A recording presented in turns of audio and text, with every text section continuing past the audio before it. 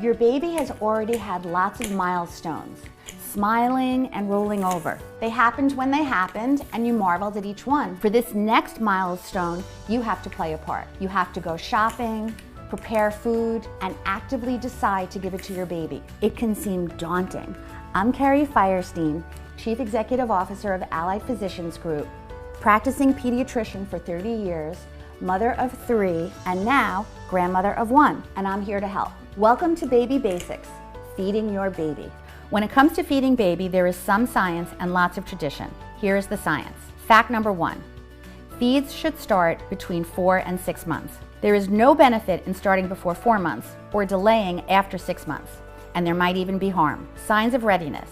Baby holds up head well, baby looks interested in what you are eating, baby opens mouth for a spoon, and when you give food, baby's tongue takes it in instead of pushing it out. If you start and then decide that baby wasn't really ready, it's okay to take a break and try again next week. Fact number 2, allergic foods such as peanut butter, dairy, and eggs should be given early, especially in those children with a higher chance of being allergic. In 2015, the LEAP study, Learning Early About Peanut Allergy, showed that introduction of peanut, especially to children who are more likely to be allergic, will decrease the likelihood of developing a peanut allergy. Children who are likely to be allergic are those with moderate to severe eczema and those who have already shown a food allergy. Depending on the degree of eczema, your infant might need a skin test before starting peanut, so talk to your pediatrician to decide if a consult with an allergist is needed. When starting peanut butter, take a teaspoon or so of smooth peanut butter, never chunky, and mix it with a fruit or vegetable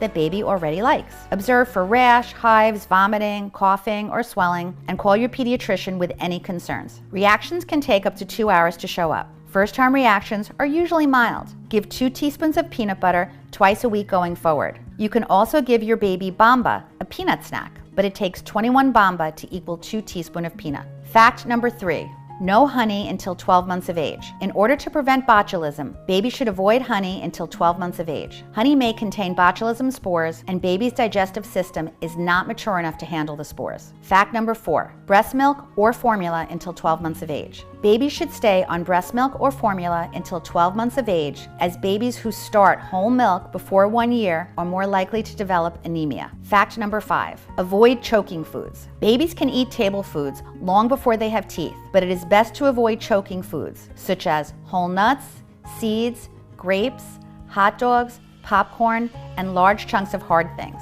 Choking foods are the right size and shape to get stuck in a baby's tiny windpipe, and choking is dangerous. Choking is different than gagging, which often happens when baby tries new textures or sticks something too far back in the mouth. Fact number 6, there is no one right way to introduce food to your baby. Many parents want me to tell them the right way to start solids, but that way does not exist. Cereals.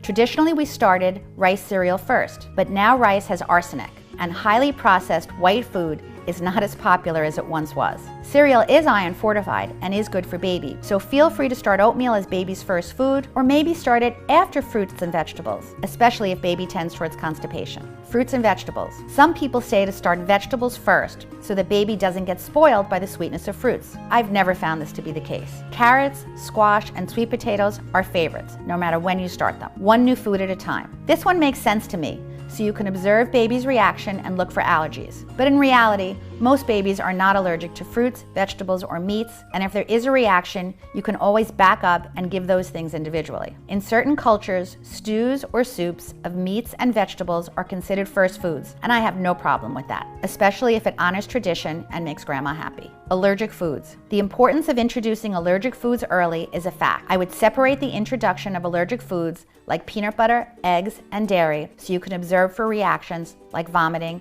rash, and hives. Do not let fear keep you from doing the best thing for your baby. I am not suggesting this, but I have had parents give peanut butter in the parking lot before a visit.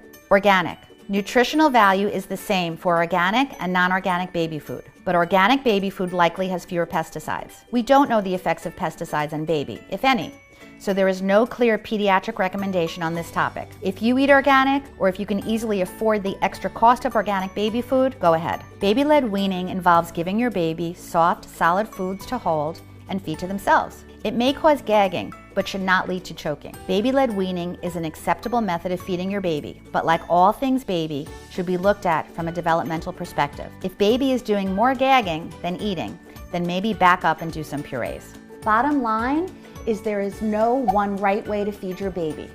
Ask your pediatrician for advice, let your baby guide you, and most of all, have fun. Fun! Yay, clap! We're not.